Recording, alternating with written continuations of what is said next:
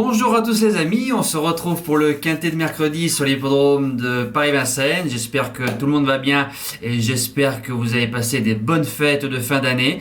Alors le prix de Limours est à l'étude, conditions de course qui s'affichent devant vous, 2100 mètres Autostar, des vieux tontons, des mères courage, 16 partants, quintet ouvert, la plupart il leur faut le bon parcours donc il peut y avoir des surprises.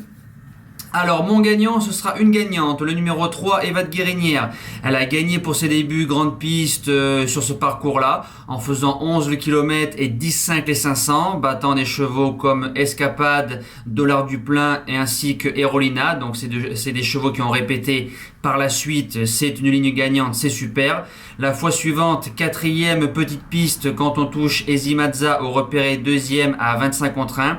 Alex qui est dessus, bon numéro, une vraie voiture de course, bien ramenée, la jument peut s'imposer. Deuxième base, le numéro 7, Éveil du Lupin, va retrouver l'hippodrome de Paris-Vincennes après un an d'absence. On l'a façonné en province, façon maison Jean-Paul Marmion qui fait du super travail.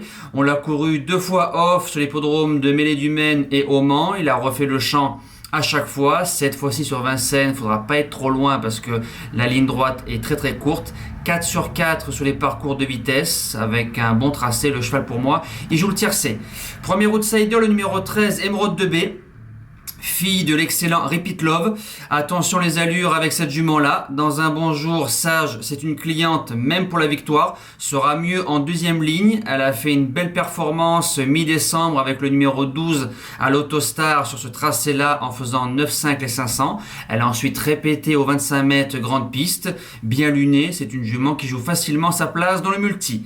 Deuxième outsider, ce sera le numéro 6, Extrême des Bois. Cheval fautif mais dur à l'effort. Il a de la qualité, il a déjà réussi grande piste.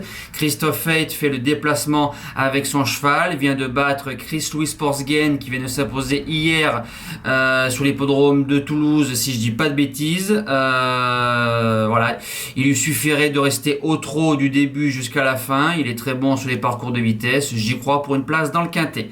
Les secondes chances sont le numéro 10, Emblème Castellet, Déféré des 4, Eric Raffin, numéro épouvantable, donc il faudra que tout se passe bien, mais la maestria du Sulky d'Or peut faire la différence.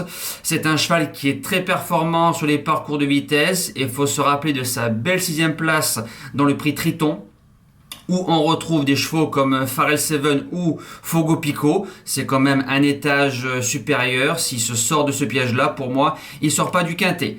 6e position, le numéro 8, El Fatou. C'est sûrement une course visée. 3e en début de meeting sur ce tracé-là derrière Di Maggio et un certain état civil. Donc c'est une ligne qui tient la route. C'est un cheval qu'il faut mener dans la première partie du peloton. Quand il est couru off, j'aime pas du tout. J'aime bien quand il est dans les 4-5 premiers. Johan qui est dessus. Il peut jouer les belles places.